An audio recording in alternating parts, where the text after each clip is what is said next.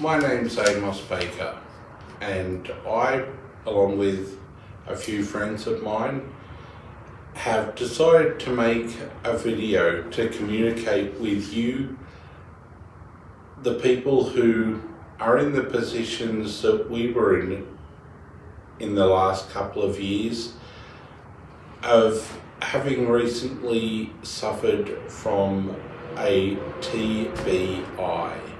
TBI being a traumatic brain injury. Each of us have decided to take one little thing that we think has been a key factor in helping us get through living with it, and that we hope each and every one of you can benefit from the slight little mistakes that we've all made and hopefully have a better life because of learning from others' mistakes. And my main focus that I want to communicate to you is that everyone, it seems, that I dealt with was concerned mainly with me being safe. Amos, you can't climb a set of stairs unless you've got someone with you and you're walking with your hand on the banister. Things like that. It seems like ridiculous overkill, I'll admit. But just keep in mind, each and every one of those people has probably seen someone who's been in our situation and who has done something like that, overestimated their ability and fallen down and had a worse injury because of it. I know when I was in rehab, I met someone who did exactly that. Suffered a previous injury and then overstepped their capabilities a little bit and suffered a very similar, remarkably similar in his case, injury because he pushed himself too far. I'm not going to tell you that you shouldn't stretch yourself. You should.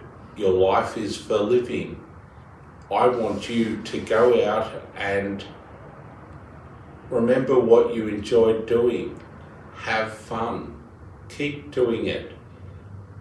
But when people ask you to be careful, just take it with a grain of salt and understand that they are trying to look out for you. And just remember, hey, you don't have to go crazy, but if you're going to do something that could possibly have a similar result to whatever hurt you last time, just wear a little bit of protection in some way so that it doesn't happen again. Or even if it does happen again, you're going to be safe and you're not going to be hurt as much. That's what I wanted to say, and I hope each and every one of you can do that and hopefully get back to having a great fun day. Okay. Hi, my name is Wayne Jones. I'm 61, and 4 years ago I had a very bad work accident where I fell 6 meters and injured my brain, knocked myself out. So they put me in an induced coma, and I was in a coma for 5 weeks. and I was in hospital for a total of 7 months at Royal North Shore and Liverpool. And I must be honest with you, it's the hardest thing I've ever done in my life is to get better and improve, but there is hope. I have improved quite a bit.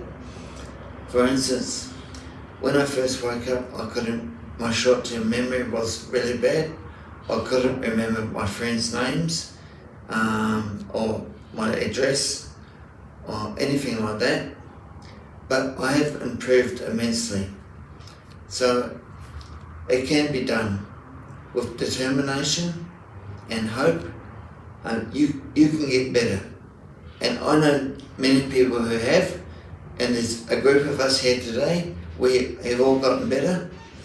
And so stay positive, and you can do it. Anyone can. Mm-hmm. Thank you. Yeah, to all who's watching, my name is Antonio Spano. I'm 59 years old. I was involved in a hit and run accident while I was crossing the street walking home. I suffered a brain injury. The right side of all my back ribs fractured. I've got screws, clamps holding all the ribs in place. Right shoulder fracture. I had a dead arm in a sling. I had a collapsed right lung filled with fluid. A fractured hip. Blood clot in the right leg. From the scene of the accident, I was airlifted to St George Hospital, where I spent 1 month there in a coma for 3 to 4 days, intensive care, life support. And then I was transferred from St George Hospital to Liverpool Hospital, and I stayed there for nearly a month. And in all that time I was in a wheelchair, I wasn't able to walk. I had rehabilitation done down at Liverpool Hospital, and within 3 weeks I was walking with a crutch. So I got out of the wheelchair, and I was able to walk with a crutch again.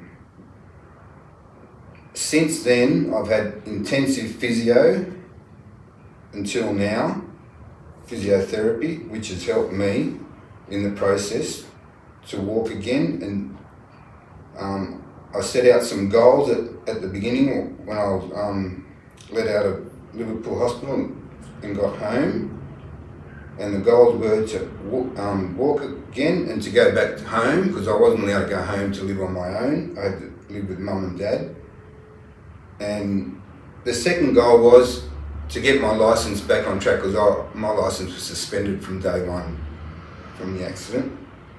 And thank God, until 3 weeks ago, I achieved my second goal. I had to go and do a driving test with IOT. I had to do an off-road test as well, and I passed all that and got my licence back, and I'm able to drive again. And all these injuries were caused by hit and run while I was walking home on the 16th of October 2024. I will not be the same person that I was before the accident, as this has impacted my life severely compared to the way I was before. And I'm just explaining this to all the watchers, just to give yourself courage and just fight, that's all. Be strong. That's it. That's Nico. I suffered a hemorrhage in my brain from, I don't know what, I was born with this AVM, I think it's called. And I had headaches about a week before this happened, and I should have gone to the doctor, but I never went. And then I thought it was from the gym, and I went back to the gym, and I was doing this movement, like pulling me down, and I ended up with this powerful headache. I got in my car, and I went home, and my wife wasn't home, and I think she came home about maybe an hour after me, and with my daughter. They were